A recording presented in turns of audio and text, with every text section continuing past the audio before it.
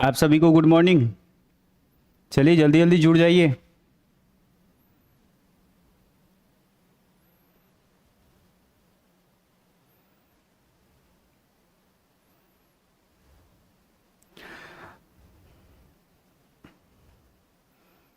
आज हम आगामी आप लोग की शिक्षक भर्ती परीक्षा को ध्यान में रखते हुए और जिनका सीजी टेट सी टेट जो अभी हाल ही में फरवरी में हुआ था वो क्लियर नहीं हुआ है, उन सभी के लिए हम आज SST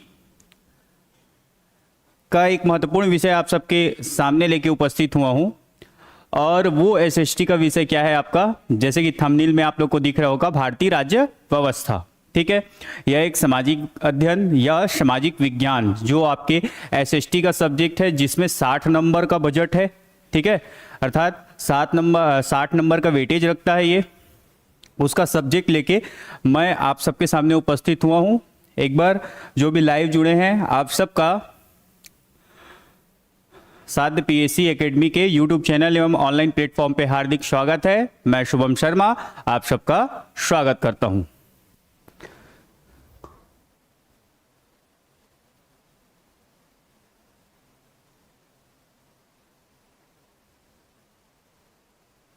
good morning good morning. नहीं, इसके बाद टीचर भर्ती की क्लास है। ठीक है, कला संकाय में इकोनॉमिक्स इसके बाद लेके आप सबके सामने मैं उपस्थित होऊंगा। अभी हम थोड़ा सा एसएसटी पे चर्चा करने वाले हैं। एसएसटी सीटीटी है अभी हाल ही में, जैसे कि आप लोग सब जानते हैं कि देखिए सीटीटी, ठीक है, सेंट्रल टीचर एबिलिटी टेस्ट, जिसका नोटिफिकेशन जारी हो चुका है 2026 में। और ये परीक्षा आपकी कब होने वाली है, तो जैसे कि अगर मैं गलत नहीं हूं तो सितंबर माह में ये परीक्षा आपको देखने को मिलेगी। और इसी के साथ में आपको यह देखने को मिल रहा है कि जो आपका शिक्षक भर्ती है, क्या है जी, आपका शिक्षक भर्ती परीक्षा है।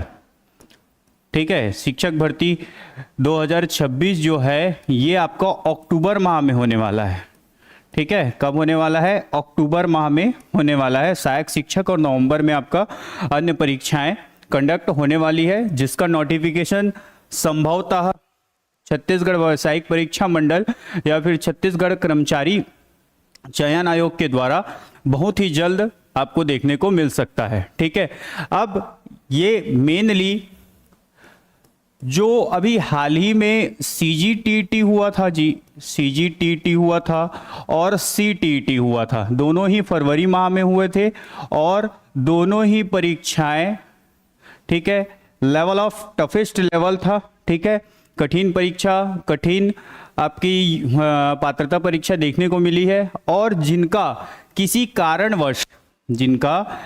कारणवश यह परीक्षा नहीं निकल पाया है, उनके लिए एक और अवसर, ठीक है, सीटीटी के द्वारा दिया गया है। ठीक है, आपका सेंट्रल टीचर एबिलिटी टेस्ट का फिर से नोटिफिकेशन जारी हो गया है, जो कि वर्ष में 2 बार होता है हमेशा। एक फरवरी में हुआ है और इस समय 1 सितंबर में होने वाला है। ठीक, तो मेनली आपको यह देखने को मिलेगा कि जो आपका विषयवार 6 से 8 के लिए होते हैं जी, 6 to 8 जो होते हैं, इसमें आपकी पात्रता परीक्षा भी विषयवार होती है। एक होता है साइंस के लिए और एक में आता है आपका एसएसटी। ठीक है, साइंस ग्रुप वाले जो होते हैं, इसमें मेनली जिनका ग्रेजुएशन मैथ से होता है, ठीक है, या जिनका ग्रेजुएशन साइंस से होता है। ठीक, और एसएसटी में कौन आ जाता है जी, कि जो आपके कॉमर्स वाले होते हैं, वाणिज्य, ठीक है, जो कॉमर्स वाले होते हैं वो, और जो कला संकाय के होते हैं, आर्ट वाले होते हैं वो, ये सभी आते हैं। मेनली ये कितने नंबर का वेटेज रखता है, तो 60 नंबर का आता है। ठीक है, 60 अंक इसमें होते हैं। इसमें भी 60 मार्क्स आपको देखने को मिलते हैं। ठीक, 60 मार्क्स का ये होता है। ठीक, और इसमें एक महत्वपूर्ण सब्जेक्ट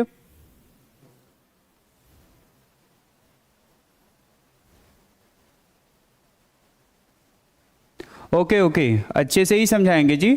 ठीक है, तो और बाकी जो और स्टूडेंट्स हैं उनको भी आप नोटिफाई करिए कि जो ये कक्षाएं हैं बराबर आपको यूट्यूब के माध्यम से देखने को मिलेगी। मैं लाइव आप लोग से जुड़ा हुआ हूँ। ठीक, आप लोग से भी यही रिक्वेस्ट है कि आप भी अपने व्हाट्सएप में, अन्य सोशल मीडिया जो प्लेटफॉर्म है वो सभी में शेयर कर दीजिए लिंक को, ताकि ज़्यादा से ज़्यादा लोग जुड़ सके और इसका लाभ भी ज़्यादा से ज़्यादा लोगों को मिल सके। ठीक, तो इसी को मद्देनजर रखते हुए हमारी संस्थान के द्वारा आर्ट्स वाले जो बच्चे, आर्ट्स और कॉमर्स वाले जो कि एसएसटी सामाजिक अध्ययन, ठीक है, सोशल साइंस स्टडी के बिहाफ में आते हैं, ठीक है, सामाजिक अध्ययन या सामाजिक विज्ञान के भी का जो विषय है उसी के लिए हम आज भारतीय राज्य व्यवस्था, ठीक है, भारतीय राज्य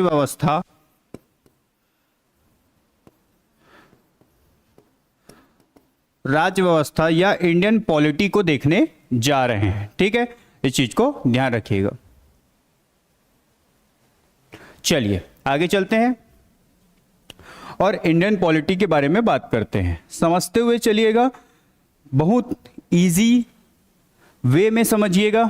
ठीक है, आपको अच्छे से समझ में आने वाला है। आज हम बेसिक बातें और बेसिक चर्चाएं करने वाले हैं। ठीक है, आपने देखा होगा राज्य व्यवस्था एक परिचय है। ठीक, थंबनेल में आप टॉपिक देखे होंगे, राज्य व्यवस्था एक परिचय के बारे में हम बात करने वाले हैं। ठीक, चलिए देखते हैं। राज्य व्यवस्था एक परिचय के बारे में हम बात करेंगे तो आपको यह देखने को मिलेगा, फर्स्ट ऑफ ऑल कि देखिए राज्य व्यवस्था होता क्या है।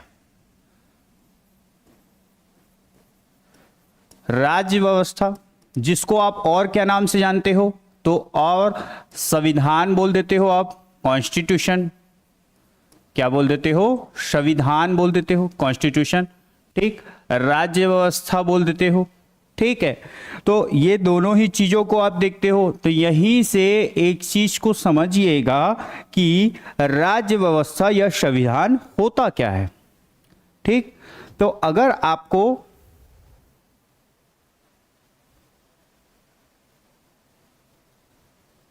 हाँ जी, बेसिक से ही बताएंगे, आप सब जुड़े रहिए। आपको गुड मॉर्निंग, सबको गुड मॉर्निंग। ठीक, वेरी गुड मॉर्निंग।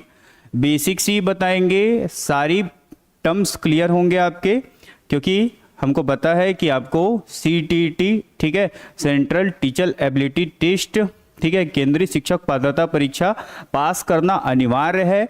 अगर आप वह पास करते हैं, उसको क्वालिफाइड करते हैं, तभी जाके आप शिक्षक भर्ती, जो कि छत्तीसगढ़ शिक्षक भर्ती आने वाली है उसके लिए, या अन्य जो नवोदय विद्यालय की भर्ती आती है, ठीक है जी, या KVS की भर्ती आती है, उसके लिए आप पात्र होंगे। तो ये आपका पहला क्या है, स्टेप है, पहला आपका चरण है, जिसको पास करना आप के लिए अनिवार्य है। अगर आप इसको पास नहीं करेंगे तो आगे चल के आप शिक्षक बनने के लिए जो भी भर्ती परीक्षा होती है उन सब के लिए पात्र नहीं हो पाएंगे। ठीक है, तो इसी के बिहाफ में मैं आपके लिए SST का सब्जेक्ट लेके उपस्थित हुआ हूँ।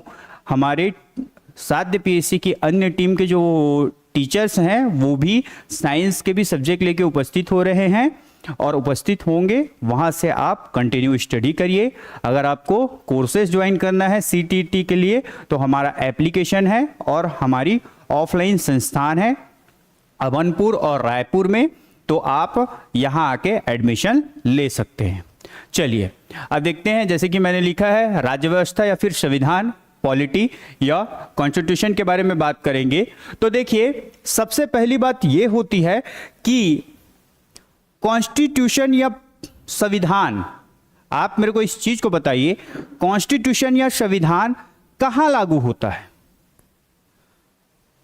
तो आप बोलेंगे कि सर किसी देश में लागू होता है या किसी प्रांत में लागू होता है, ठीक है, या किसी देश में लागू होता है या किसी प्रांत में लागू होता है। समझ रहे हैं बात को? तो सबसे पहले हमको यही देखना पड़ेगा कि देश किसे कहते हैं यार, क्या देश किसे कहते हैं, या प्रांत किसे कहते हैं, या राष्ट्र क्या होता है। ठीक, जब तक आप इन तीनों वर्ड्स के मीनिंग्स को आप नहीं समझेंगे तब तक आप संविधान लागू कर ही नहीं सकते हो या संविधान बना ही नहीं सकते हो। जैसे सबसे बड़ा एग्जाम्पल होता है भारत। ठीक, तो भारत को आप चालू भाषा में क्या बोल देते हो, चालू लैंग्वेज जो आपका है, भारत एक देश है बोल देते हो। भारत एक देश है, तो देश होने के लिए भारत के पास क्या क्या विशेषताएं हैं जिसके कारण भारत में राज्य व्यवस्था या संविधान लागू हुआ है, इसको देखना भी तो आवश्यक है ना। जब तक आप ये नहीं जानोगे कि एक देश बनने के लिए या एक देश में संविधान लागू होने के लिए देश के पास क्या क्या अनिवार्य संसाधन होने चाहिए, तब जाके वो देश बनेगा और उस देश में संविधान लागू हो सकता है। समझ रहे हैं बात को?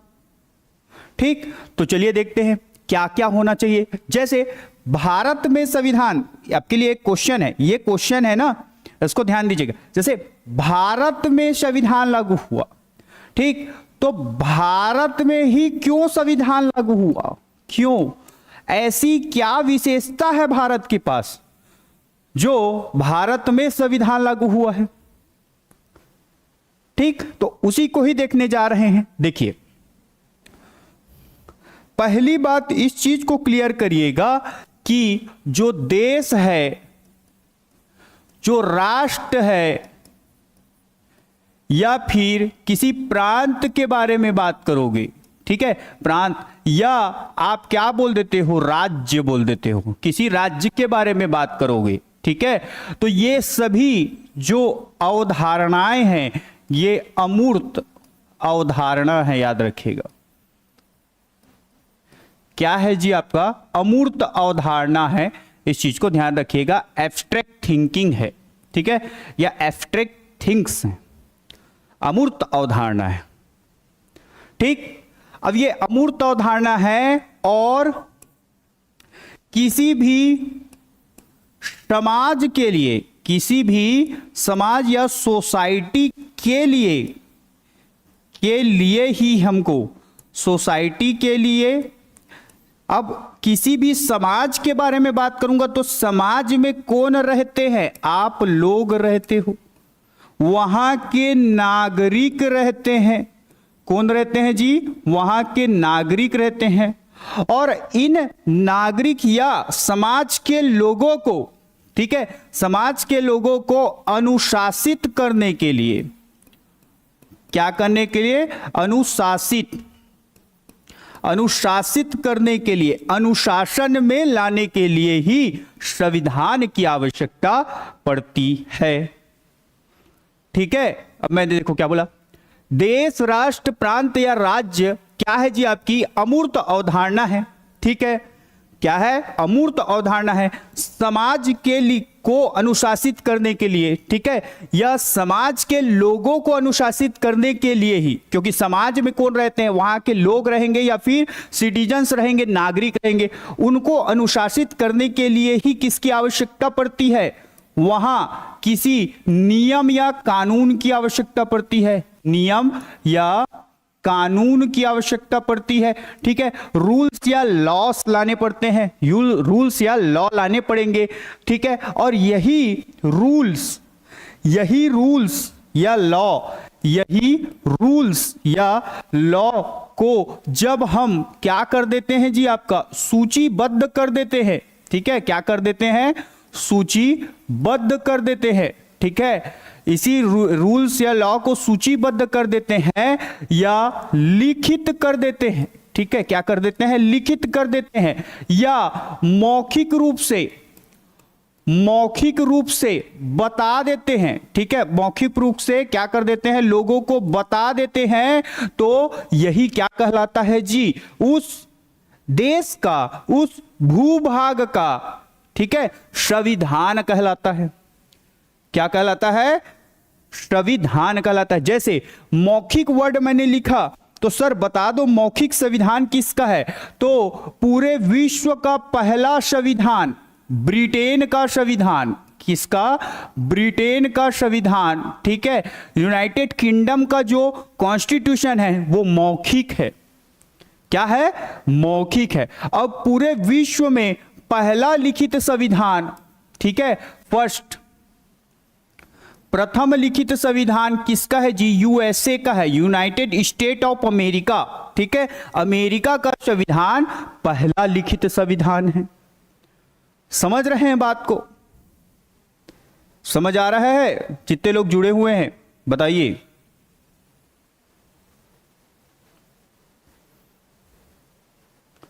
ठीक, यूएसए का है। तो सबसे पहली बात, अब एक क्वेश्चन मेरे दिमाग में आ रहा है, जिस चीज को मैं आपके दिमाग में डाला हूं, और इस चीज को आप सोचिए कि यूएसए में ही क्यों संविधान लागू हुआ, क्यों ब्रिटेन में संविधान लागू हुआ, क्यों भारत में संविधान लागू हुआ। ठीक, ऐसा क्या है भारत में, ऐसा क्या है ब्रिटेन में, ऐसा क्या है अमेरिका में जो संविधान लागू हो रहा है? या तो याद रखिए, यह एक देश है या राष्ट्र है या प्रांत है या फिर राज्य है। तो अब एक बात दिमाग में आती है कि ये देश क्यों है, राष्ट्र क्यों है, प्रांत क्यों है, राज्य क्यों है। ठीक, तो यहीं से समझिए राज्य क्या होता है, यहीं से समझिए राज्य क्या होता है। इसी राज्य को आप चालू भाषा में, याद रखिएगा, इसी राज्य को ही आप चालू भाषा में क्या कर देते हो जी, ठीक है, क्या कह देते हो? देश कह देते हो। जब संविधान का पहला आर्टिकल पढ़ोगे तो उसमें लिखा रहता है भारत राज्यों का एक संघ होगा, ठीक है, भारत राज्यों का एक संघ होगा, ऐसा लिखा रहता है, याद रखिएगा। ठीक, तो राज्य क्या होता है इसके बारे में बात करेंगे, राज्य क्या होता है इसके बारे में बात करेंगे। तो याद रखिएगा, राज्य की कुछ विशेषताएं होनी चाहिए। राज्य चाहे राष्ट्र बोल दूं मैं, इसकी कुछ विशेषताएं होनी चाहिए, और अगर उसके पास यह विशेषताएं हैं तब ही वह राज्य कहलाएगा, और उस राज्य के लोगों को अनुशासित करने के लिए वहां संविधान का निर्माण किया जा सकता है।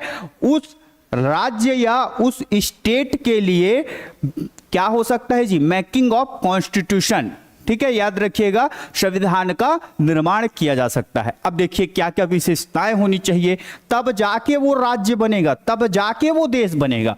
तो याद रखिएगा, उसके पास भूभाग होने चाहिए। क्या होने चाहिए जी? भूभाग, इंग्लिश में इसको बोलते हैं ज्योग्राफिकल एरिया, ठीक है। क्या होने चाहिए? भूभाग होने चाहिए, जियोग्राफिकल एरिया, ठीक है। वहां क्या होनी चाहिए? जनसंख्या, पॉपुलेशन होनी चाहिए। अभी इसको बताऊंगा डिटेल में, समझते जाइएगा। जनसंख्या होनी चाहिए, पॉपुलेशन होनी चाहिए, ठीक है। वहां सरकार होनी चाहिए, याद रखिएगा, ठीक है। क्या होनी चाहिए? सरकार होनी चाहिए, ठीक। और वहां उनके पास क्या होनी चाहिए? संप्रभुता होनी चाहिए, याद रखिएगा। क्या होनी चाहिए? संप्रभुता, ठीक है।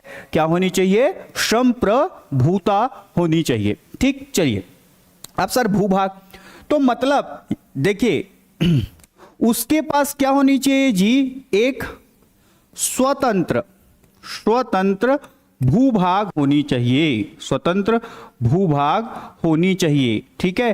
अर्थात उसकी, उस जिसको आप राज्य बोलने वाले हो, जिसको आप राज्य बोलने वाले हो, जिसको आप राष्ट्र बोलने वाले हो, जिसको आप प्रांत बोलने वाले हो, ठीक है। जैसे छत्तीसगढ़ के बारे में बात करोगे, या इसी में एग्जांपल ले लो इंडिया का, तो इंडिया का आप जियोग्राफिकल एरिया जब देखोगे तो ये आपका इंडिया का जियोग्राफिकल एरिया कहलाता है, यहां से लेके यहां तक के। अर्थात आप भारत में उत्तरी सीमा जैसे लद्दाख से बनती है और दक्षिणी सीमा जैसे तमिलनाडु से बनती है। ठीक है, पूर्वी सीमा के बारे में बात करेंगे तो पूर्वोत्तर राज्य आ जाएंगे और पश्चिमी सीमा जब गुजरात से बनती है तो यह भारत का एक क्या कहलाता है, स्वतंत्र भूभाग कहलाता है। ठीक है, और इंडिया का जो कॉन्स्टिट्यूशन है वो इस स्वतंत्र भूभाग में ही क्या होता है जी, आपका लागू होता है। जी संविधान का क्लास है। ठीक है, संविधान का ही क्लास है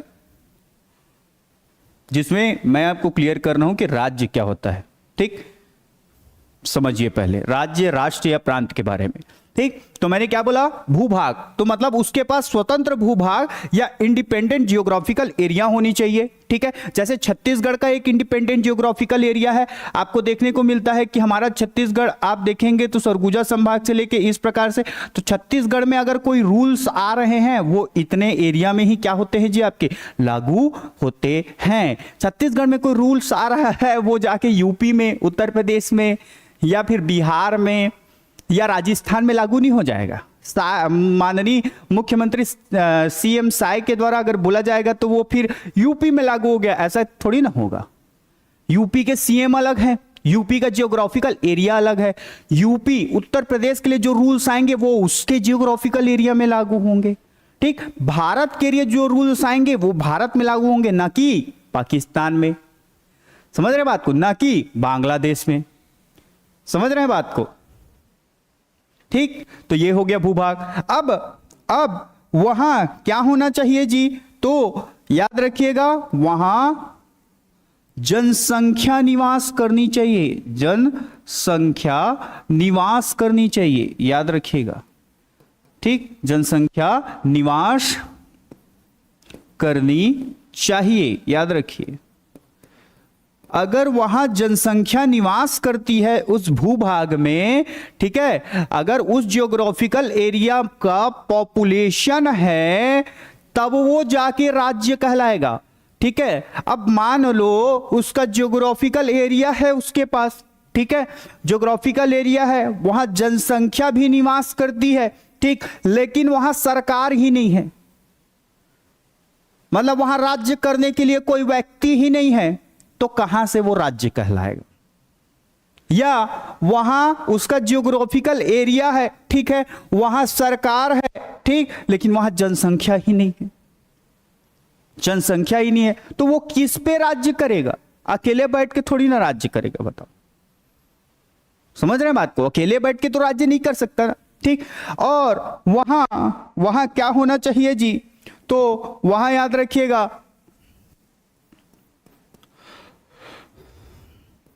वहां लोग या लोगों के समूह के द्वारा शासन करना चाहिए, शासन करने की स्वतंत्रता होनी चाहिए, करने की स्वतंत्रता होनी चाहिए।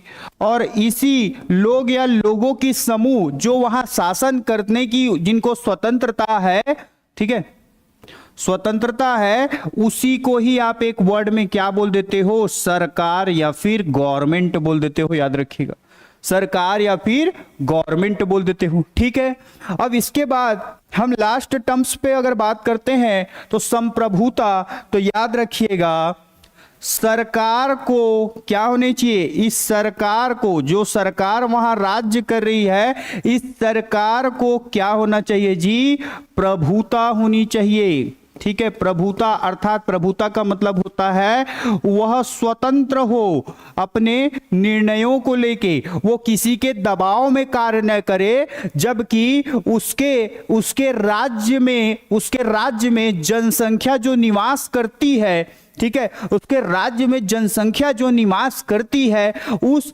जनसंख्या के लिए वह स्वतंत्र रूप से क्या करे, निर्णय ले, कानून बनाए, नियम बनाए, उनके लिए योजनाएं लाए, ठीक है, किसी के दबाव में नहीं, स्वतंत्र रूप से।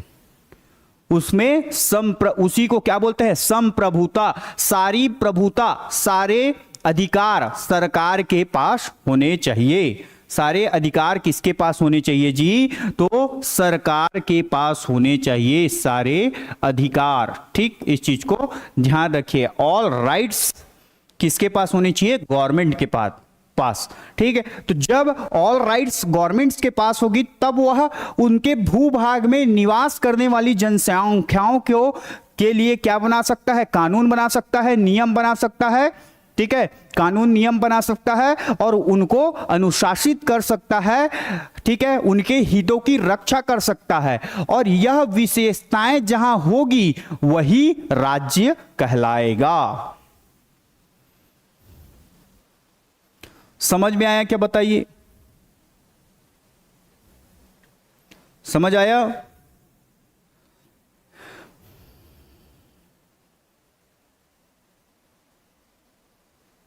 समझ में आया? जो लाइव हैं वो बताइए, क्लियर करिए। चलिए, ठीक, तो मैं अभी एक क्वेश्चन आप सबसे पूछा था कि राज्य क्या होता है पहले, या देश क्या होता है, या राष्ट्र क्या होता है, प्रांत क्या होता है, या राज्य क्या होता है। अब देखिए, यहीं से मैं एग्जांपल ले रहा हूं, आप उस चीज को समझिए। देखिए, भारत हमारा देश है। भारत के पास ये सारी विशेषताएं हैं। ठीक है, भारत के पास एक स्वतंत्र भूभाग है, इंडिपेंडेंट जियोग्राफिकल एरिया है। ठीक है जी, इंडिपेंडेंट जियोग्राफिकल एरिया है, और वो आपको देखने को भी मिलता है कि जो भारत की इंडिपेंडेंट जियोग्राफिकल एरिया आप देखते हैं, भारत की इंडिपेंडेंट जियोग्राफिकल एरिया को आप जब देखते हैं तो आपको यह देखने को मिलता है कि भारत ऊपर से लेकर नीचे तक के आपको भारत का क्या देखने को मिलता है जी? एक स्वतंत्र जियोग्राफिकल एरिया देखने को मिलता है, जो कि यहां पास अंडमान एंड निकोबार द्वीप समूह और लक्षद्वीप तक के पूरा का पूरा फैला हुआ है। ठीक है, पूरा का पूरा क्या है? फैला हुआ है। ये उनका स्वतंत्र जियोग्राफिकल एरिया है। ठीक, अब इसके बाद आपको क्या देखने को मिलता है? स्वतंत्र भूभाग हो गया। अब इसके बाद भारत में जनसंख्या निवास करती है। ठीक है, जनसंख्या निवास करती है। ठीक, आप सब जानते हैं कि 2011 के जनगणना के अनुसार या सेंसस रिपोर्ट 2011 के अनुसार भारत की जनसंख्या 1,21 करोड़ है। ठीक है जी, कितना है? 121 करोड़। और इसके बाद आपको यह देखने को मिलता है कि भारत की एक स्वतंत्र सरकार है, जिसमें लोग या फिर लोगों के समूह के द्वारा क्या किया जाता है? शासन किया जाता है। जैसे कि गवर्नमेंट कौन है? मोदी जी की गवर्नमेंट है, बीजेपी की गवर्नमेंट है, बीजेपी की गवर्नमेंट है। ठीक, और इस बीजेपी में हमारे पीएम कौन है? तो पीएम माननीय नरेंद्र मोदी जी है, और उनकी एक क्या है जी? कैबिनेट है। कैबिनेट, इसी कैबिनेट के द्वारा क्या किया जाता है? शासन किया जाता है। ठीक है, और उनके पास क्या है जी? संप्रभुता है। संप्रभुता है, अर्थात हमने अपने सरकार को क्या दिया है जी? अधिकार दिया है। ठीक है, सरकार को अधिकार दिया है, प्रभुत्व दिया हुआ है। ठीक है, प्रभुत्व दिया हुआ है कि आप हमारे लिए नियम कानून बनाइए और हमारे हितों की रक्षा कीजिए। इसी कारण, इन्हीं विशेषताओं के कारण, ठीक है, इन्हीं विशेषताओं के कारण ही भारत को आप क्या बोल देते हो? भारत को आप देश बोल देते हो। ठीक है, और यह विशेषताएं आपके छत्तीसगढ़ राज्य के पास भी है। इसी कारण छत्तीसगढ़ को आप क्या बोलते हो जी? तो छत्तीसगढ़ को इसी कारण आप राज्य बोलते हो। याद रखिएगा, राज्य या फिर प्रांत बोलते हो, प्रांत। ठीक, तो मैंने अभी एक चीज बोला कि यहां से समझिए उस चीज को कि राष्ट्र, देश, राष्ट्र, प्रांत या राज्य मूर्त अवधारणा है, एब्स्ट्रैक्ट थिंकिंग है, जबकि आप यही सरकार को देखोगे। किसको देखोगे जी? सरकार को देखोगे तो ये सरकार के पास जब ये अधिकार होते हैं तो जो सरकार होता है या लोगों की समूह होता है, यही उस अमूर्त अवधारणा को मूर्त, ठीक है, मूर्त की ओर लेके जाते हैं। ठीक है, अमूर्त अवधारणा को मूर्त की ओर लेके जाते हैं, अर्थात वह एक मतलब राज्य की जो अवधारणा है वो एक निर्जीव प्रवृत्ति का है, जिसको सजीव प्रवृत्ति के रूप में कौन लेके जा रहा है? सरकार लेके जा रहा है। एकदम मतलब सामान्य वर्डिंग में बोल दिया, ठीक। इस चीज को ध्यान रखिएगा। समझ में आया क्या? बताइए। जय हिंद, जय हिंद। आप खुद सोचिए, छत्तीसगढ़ के पास भी ये सारी चीजें हैं, इसी कारण छत्तीसगढ़ राज्य या फिर प्रांत कहलाता है। इस चीज को याद रखिएगा। और भारत भी देश या फिर क्या कहलाता है जी? आपका राष्ट्र कहलाता है, ठीक। तो जब किसी भी जियोग्राफिकल एरिया मतलब किसी भी स्थान में ये सारी विशेषताएं होंगी, ये सारी विशेषताएं होंगी, तभी वह राज्य या फिर देश या फिर राष्ट्र कहलाएगा। इस चीज को याद रखिए। अब इसका एक सबसे बड़ा एग्जांपल लेता हूं, आपको हंसने की हंसी आएगा। अभी देखो, अभी एक थोड़े दिन पहले आपको देखने को मिलेगा, यहीं से समझिए। एक एग्जांपल मैं लेता हूं, आपको देखने को मिलेगा कि तिब्बत आप सब जानते हैं, ठीक। तो तिब्बत में चीन का आक्रमण होता है, ठीक है। चीन वाले लोग क्या कर देते हैं? तिब्बत पे युद्ध कर देते हैं, ठीक है। हमेशा इन लोग को खींचातानी चलते रहता है, क्योंकि चीन मानता है कि तिब्बत क्या है जी? चीन का औपनिवेशिक गणराज्य है, यह मानता है, ठीक है। तो औपनिवेशिक गणराज्य है ऐसा मान के चलता है। चीन युद्ध कर देता है तिब्बत पे। तो तिब्बत के जो प्रमुख है, जिनको आप दलाई लामा के नाम से जानते हो, ठीक है। दलाई लामा कहां भाग जाता है? तो दलाई लामा भारत का शरण लेता है, ठीक। भारत का शरण लेता है। अब भारत के उत्तराखंड में रह के या फिर कभी हिमाचल प्रदेश में रह के, ठीक है, हिमाचल प्रदेश में रह के क्या करते हैं जी? शासन करते हैं। क्या करते हैं? शासन करते हैं। अब बताइए, यहीं से आपको देखने को मिलेगा कि दलाई लामा कहां के प्रमुख हैं? तिब्बत के प्रमुख हैं, ठीक है। लेकिन युद्ध के कारण चाइना ने क्या कर दिया है? युद्ध कर दिया है। और इसी युद्ध के कारण दलाई लामा भारत का शरण लिया और भारत में कहां रहे? ठीक है, उत्तराखंड में या फिर हिमाचल प्रदेश में रह के वो तिब्बत के सरकार का संचालन कर रहे हैं। किसकी सरकार का? तिब्बत के सरकार का संचालन कर रहे हैं। तो ये एक ऐसी स्थिति निर्मित हो जाती है जिसमें तिब्बत का एक स्वतंत्र भूभाग है, ठीक है। तिब्बत की जनसंख्या कहां है? तिब्बत में है। ये भारत के ऊपर आप बोलेंगे तो मान लीजिए कि ये तिब्बत है। तिब्बत का अपना एक भूभाग है, ठीक है, भूभाग है, अपनी एक जनसंख्या है, ठीक, जो कि कहां है जी? वही है। जबकि तिब्बत में शासन करने वाले जो दलाई लामा है, ये भारत के शरण ले लिए हैं, ठीक है। तो अब बताइए, तिब्बत के पास ये दोनों ही चीज नहीं है, जबकि उसके प्रमुख कहां बैठे हुए हैं? भारत में बैठे हुए हैं। ऐसी स्थिति भी निर्मित हुई है। समझ रहे हैं बात को, ठीक। तो यहां पास यह तिब्बत एक स्वतंत्र राज्य नहीं कहलाता है, जबकि भारत में हमारे प्रमुख जो हमारे पीएम रहते हैं, जो हमारे राष्ट्रपति रहते हैं, वो सभी भारत के भूभाग में निवास करते हैं। समझ रहे? भारत की जनता का प्रतिनिधित्व करते हैं, ठीक है। और भारत का जनता का प्रतिनिधित्व करते हैं, अर्थात वही हमारे सरकार कहलाते हैं। जो लोग या लोगों के समूह, तो लोग में हमारे प्रधानमंत्री राष्ट्रपति आ गए, ठीक है। प्रधानमंत्री राष्ट्रपति और लोगों का समूह मतलब उनका कैबिनेट, ठीक। उसी को हम क्या कर देते हैं? सरकार कह देते हैं। और वही कोई योजनाएं लाते हैं, कोई नियम बनाते हैं, कोई कानून बनाते हैं, तो हम उनका क्या करते हैं जी? आपका अनुसरण करते हैं, पालन करते हैं, ठीक है। उनके पास उनको हमारे द्वारा ही चुन के भेजा गया है और हमने ही अधिकार दिया है कि वो हमारे देश या राष्ट्र में क्या करे जी? आपका शासन करे।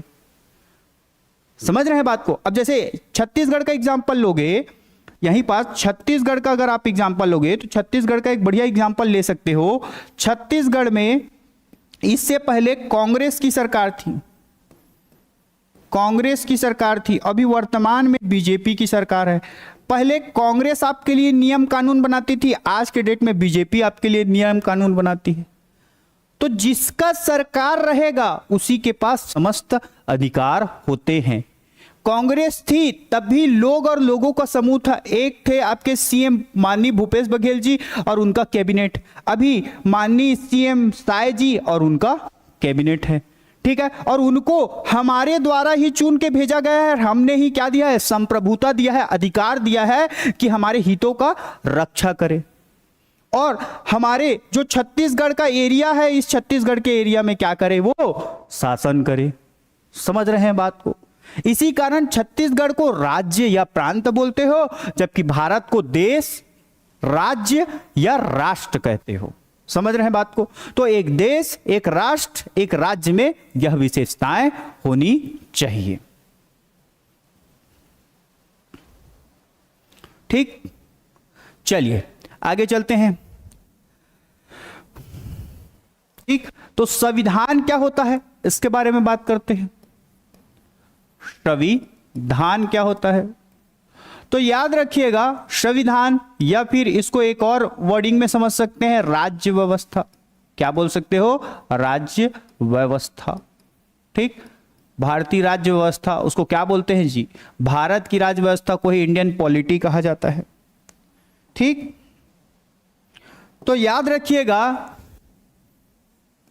किसी भी देश, अब देश क्या होता है बता चुका हूं, किसी भी राष्ट्र, ठीक, किसी भी देश या किसी भी राष्ट्र में रहने वाले नागरिकों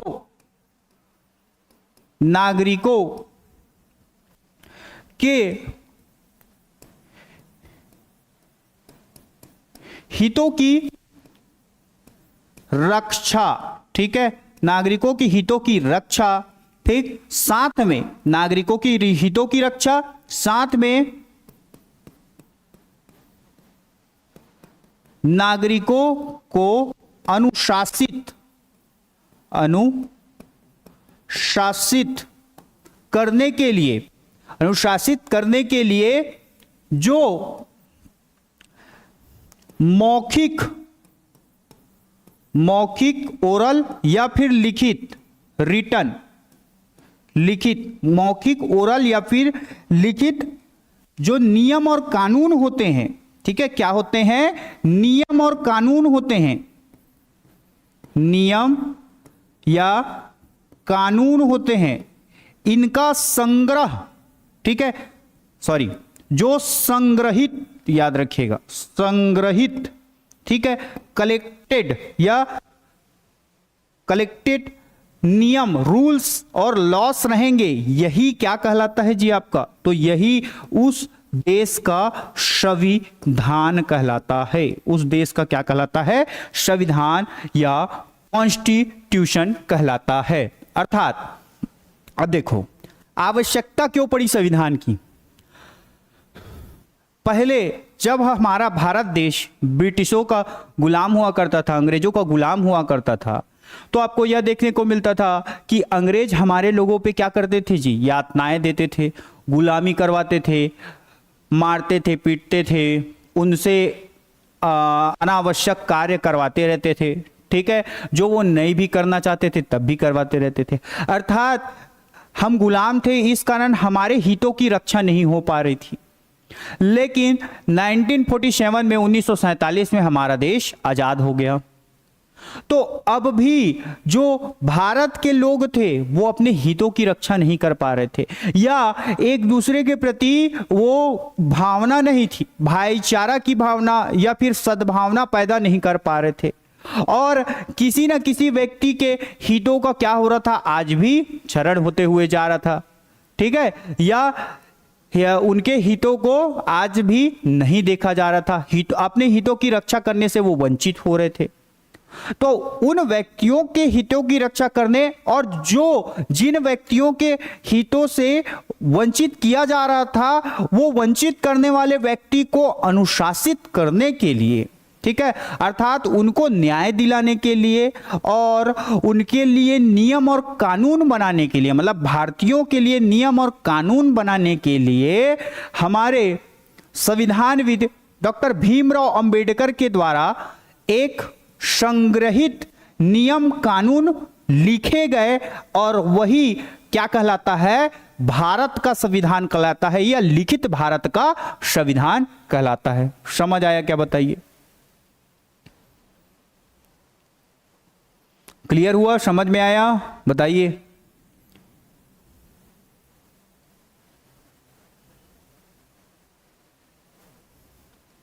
ठीक, फिर से देखिए, संविधान या राज्य व्यवस्था किसी देश या राष्ट्र के नागरिकों के हितों की रक्षा के लिए एवं नागरिकों को अनुशासित करने के लिए जो नियम और कानून को क्या कर दिया गया, संग्रहित कर दिया गया, जहां मौखिक रूप से संग्रहित किया गया। अब यहीं से देखिए, यहीं इसी को क्लियर करता हूं, ठीक है, थोड़ा सा छोटा करता हूं, इसको साइड हटा। अब देखिए, संग्रहित किया गया, ठीक है। अब जहां मौखिक रूप से संग्रहित किया गया, जहां मौखिक रूप से संग्रहित किया गया, वो क्या कहलाया जी, आपका मौखिक संविधान कहलाया, ठीक है। जिसमें प्राचीन परंपराएं, ठीक है, प्राचीन परंपराएं भी शामिल थी, जिसको ऐसा बोल दिया गया कि आज से लोगों को उनके संपत्ति का अधिकार होगा। वो क्या कहलाया आपका, तो वो मौखिक संविधान कहलाया। जैसे ब्रिटेन का संविधान जो है ना, ये पहला मौखिक संविधान है, फर्स्ट ओरल कॉन्स्टिट्यूशन, ठीक है। कहां का है, यूनाइटेड किंगडम या ब्रिटेन का है, याद रखिएगा। और जिस चीज को, अब नियम कानून मौखिक हैं, कभी भी बदला जा सकता है, तो अब क्या हुआ कि नहीं भैया, नियम कानून को हम क्या करेंगे, लिखेंगे, ताकि कोई उस नियम कानून का उल्लंघन करता है तो जो हमारी जुडिशरी या फिर न्यायपालिका है वो उसको क्या कर सकता है, दंड दे सकता है, ठीक है। उसको हम देखेंगे, उसका रिव्यू करेंगे, न्यायिक पुनरावलोकन होगा उसका, ठीक है, जुडिशियल रिव्यू होगा। तो इसके लिए हमको उसको क्या करना पड़ेगा, संग्रहित करना पड़ेगा, लिखना पड़ेगा, ठीक है। तो पहला लिखित संविधान के बारे में बात करेंगे तो याद रखिएगा, जो अमेरिका का संविधान है, कहां का संविधान है, अमेरिका का संविधान है, ये फर्स्ट लिखित संविधान है, प्रथम लिखित संविधान आपका अमेरिका का संविधान कहलाता है। जबकि विश्व का पहला संविधान कौन सा कहलाता है जी, आपका ब्रिटेन का संविधान कहलाता है, जो कि मौखिक था। अर्थात आपके एग्जाम में अगर क्वेश्चन पूछे कि विश्व का पहला संविधान का स्वरूप कैसा था, तो मौखिक था। कौन से देश का था, तो ब्रिटेन का था, याद रखिएगा। अब आपसे क्वेश्चन पूछे कि विश्व का पहला लिखित संविधान कौन से देश का था, तो अमेरिका का था, ठीक है। अब यही आपसे एक क्वेश्चन पूछे कि विश्व का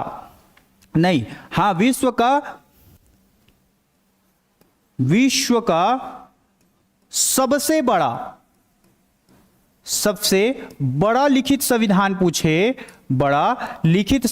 पूछे, वर्तमान परिदृश्य में, ठीक है, संविधान पूछे, तो याद रखिएगा इसका आंसर होगा भारत का संविधान विश्व का सबसे बड़ा लिखित संविधान है, ठीक है। इस चीज को ध्यान रखिएगा। अच्छा, यहीं पास एक फंडा फंसता है, 1991 के बाद, याद रखिएगा, किसके बाद, 1991 के बाद है ना, याद रखिएगा, ठीक। 1991 के बाद भारत का संविधान विश्व का सबसे बड़ा लिखित संविधान है। और 1991 के पहले अगर आपसे पूछ दे तो याद रखिएगा, यूगोस्लोवाकिया का संविधान जो था ना, ये पूरे विश्व का सबसे बड़ा लिखित संविधान हुआ करता था, क्योंकि यूगोस्लोवाकिया जो है ना जी, ये लगभग 12 देशों का समूह था, ठीक है, 12 देशों का समूह था।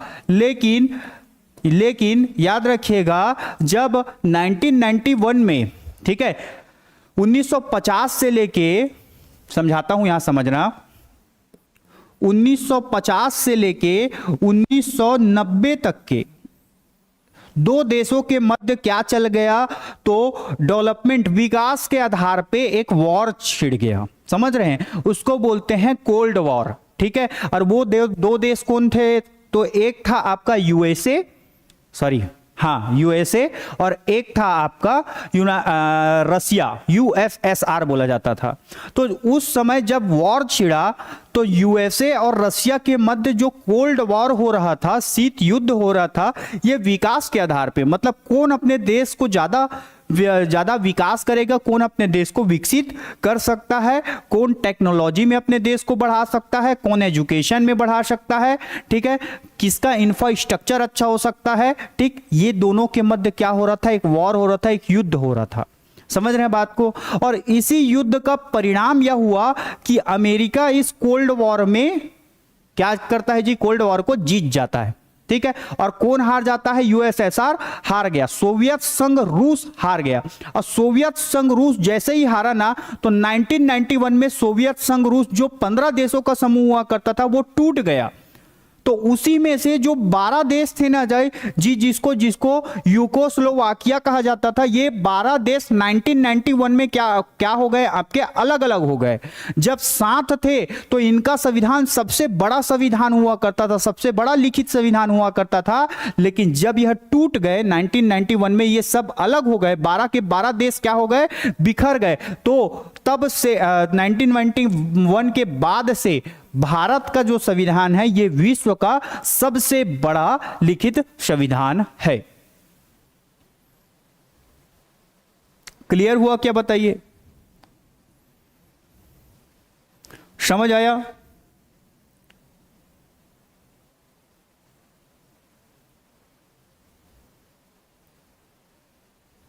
समझ गए? देखिए एक बार और मैं क्लियर करता हूं क्या क्या बताया।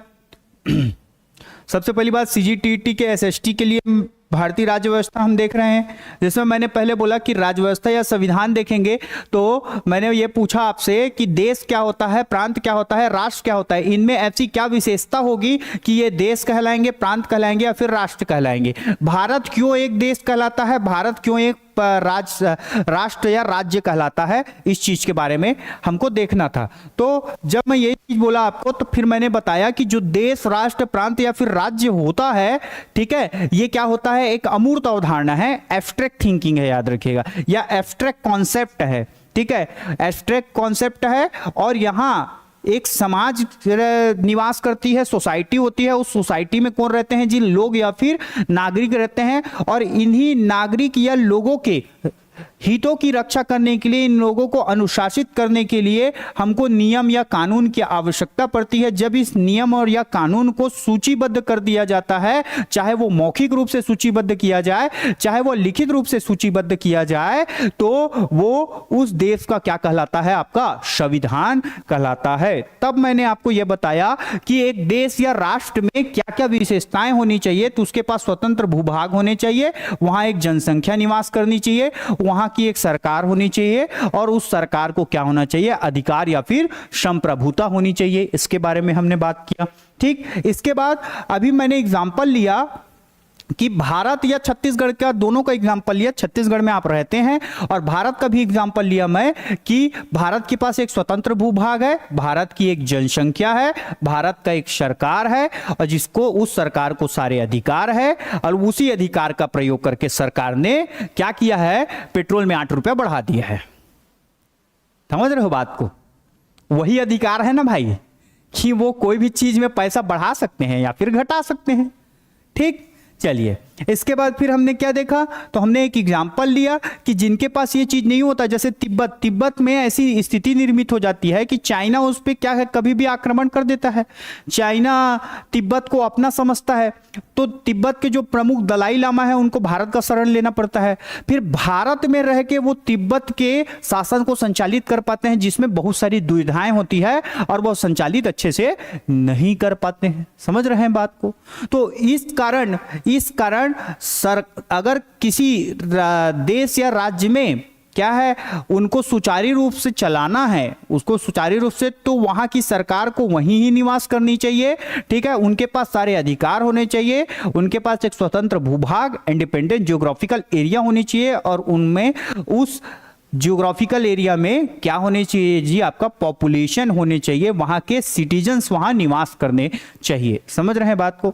ठीक। अब इसके बाद फिर मैंने बताया कि संविधान क्या होता है। संविधान या राज्य व्यवस्था तो किसी देश या राष्ट्र के नागरिकों की हितों की रक्षा करने के लिए, ठीक है, और नागरिकों को अनुशासित करने के लिए जो वहां के संविधान विद के द्वारा या लोगों के द्वारा नियम या कानून बनाए गए हैं, ठीक है, और उन नियम कानून को क्या कर दिया गया है, मौखिक रूप से संग्रहित कर दिया गया है या फिर लिखित रूप से संग्रहित कर दिया गया है, तो वही नियम कानून की जो आपकी किताब है ना, वही क्या कहलाती है, संविधान कहलाती है, जो उस देश की सर्वोच्च विधि भी कहलाती है, ठीक है, सुपीरियर लॉ भी कहलाती है। इस चीज को याद रखिए आप।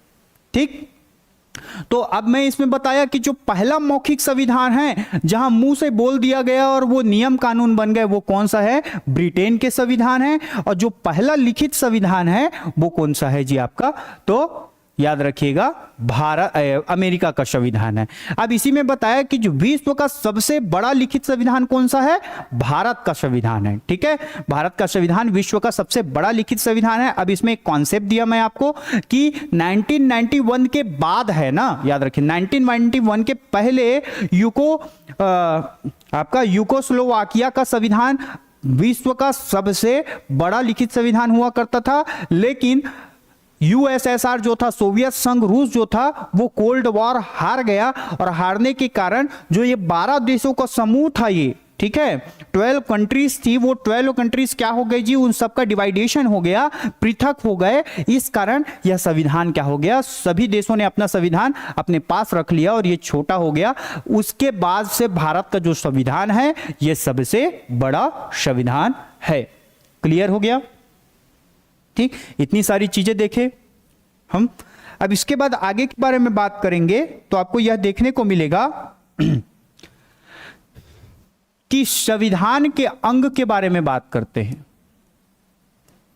संविधान के अंग के बारे में अगर हम बात करेंगे, ठीक है, संविधान के अंग के बारे में हम बात करते हैं तो आपको देखने को मिलेगा संविधान के मुख्यतः 3 अंग है और एक आपका वैकल्पिक अंग है, याद रखिएगा। अच्छा, एक चीज याद रखिए, सबसे पहली बात,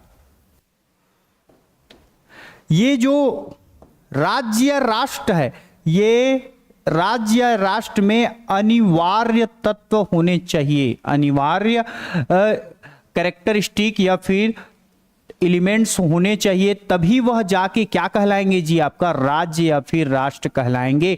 अगर इसमें से कुछ भी अगर मिसिंग है तो वह राज्य या राष्ट्र कहलाएंगे ही नहीं। इस चीज को ध्यान रखिएगा। दैट इज अ कंपल्सरी, ठीक, कंपल्सरी एलिमेंट्स होने चाहिए किसी भी स्टेट या फिर आपके यूनियन में। ठीक, चाहे जैसे अमेरिका एक यूनियन है या फेडरेशन है, फेडरेशन है, तो उस फेडरेशन में भी ये सारी गुण हैं, ये सारे कैरेक्टरिस्टिक हैं वहां, तब जाके वो एक देश कहलाता है, या उसी को आप क्या बोलते हो, यूनाइटेड स्टेट ऑफ अमेरिका बोलते हो। इस चीज को ध्यान रखिएगा। अब देखिए, संविधान के अंग के बारे में बात करूंगा तो याद रखिएगा, पहला अंग होता है कार्यपालिका। ठीक है, क्या होता है जी आपका, कार्यपालिका। ठीक, दूसरा अंग होता है, चाहे किसी भी देश के संविधान के बारे में बात करो, ये अंग होंगे ही, विधायिका। ठीक है, विधायिका। तीसरा होता है आपका न्यायपालिका। ठीक है, क्या होता है, न्यायपालिका। ठीक, और चौथा अंग जिसके बारे में मैंने आपको बात किया है वो आज महत्वपूर्ण अंग बन के उभरा है, और वह ये तीनों अंग को क्या करता है जी, आपका प्रभावित करता है, और यह कहलाता है क्या, तो मीडिया। क्या कहलाता है जी आपका, मीडिया। ठीक है, मीडिया। ठीक, ठीक, तो ये चौथा अंग जो है ये तीनों अंगों को प्रभावित करता है और यह कहलाता है मीडिया। ठीक, याद रखिए इस चीज को। तो देखिए, अब इसके कार्य क्या होते हैं शॉर्ट में बता रहा हूं, कल इसको और डिटेल में देखेंगे अपन, ठीक है। मेरी क्लास आगामी 5 मिनट में ओवर होने वाली है, तो शॉर्ट में बता रहा हूं। कार्यपालिका, कार्यपालिका के बारे में बात करेंगे तो देखिए पहले विधायिका देखो, विधायिका क्या करती है जी, उस देश मतलब जिस संविधान के अंग, तो किसी जैसे भारत को ही हम एग्जाम्पल लेते हैं क्योंकि हमको भारत का संविधान ही पढ़ना है, तो भारत को एग्जाम्पल ले, तो भारत के लिए, भारत देश के लिए नियम या फिर कानून, कानून निर्माण का कार्य कौन करती है, तो विधायिका, ठीक है। निर्माण का कार्य, नियम या कानून निर्माण, making of rules and law आपका कौन करेगी, विधायिका, ठीक है। और कार्यपालिका क्या करती है, इसको लागू करने का, जो नियम या कानून बने रहते हैं इसको लागू करने का और इसको पालन कराने का। किससे पालन कराएंगे जी, तो नागरिकों से पालन कराने का कार्य कौन करती है, आपकी कार्यपालिका करती है, ठीक है। और न्यायपालिका क्या करती है, जो नागरिक क्या नहीं करते हैं, आपके नियम या कानून का क्या नहीं करते हैं, पालन नहीं करते हैं, ठीक है, पालन नहीं करते हैं, उनको दंड देने का कार्य, ठीक है, क्या करने का कार्य, दंड देने का कार्य कौन करती है, हमारी न्यायपालिका करती है, ठीक। और मीडिया, सर मीडिया बताए हो तो याद रखना, ऐसा कोई भी चीज होता है, ठीक है, चाहे कानून बने, एक मिनट ना, दिख नहीं रहा होगा, हाँ, चाहे कानून बने, ठीक है, या फिर क्या हो आपका, विधायिका कोई नियम बनाए, कार्यपालिका उसको कहीं लागू करे, न्यायपालिका कोई स्टेटमेंट दे, ये सारी चीजों की जानकारी हमको किसके द्वारा मिलता है, आज तक टीवी के द्वारा, ठीक है। आज तक, जी न्यूज, इंडिया टीवी, फलाना फलाना जो भी नाम है, डीडी न्यूज, सबसे सुप्रसिद्ध न्यूज चैनल डीडी न्यूज के द्वारा हमको मिलता है।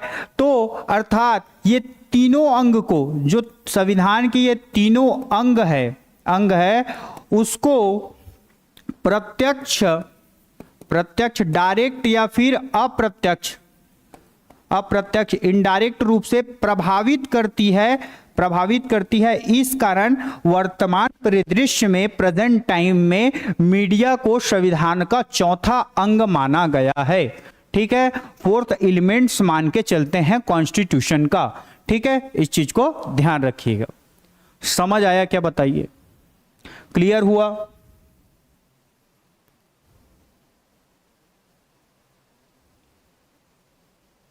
इतना क्लियर हुआ?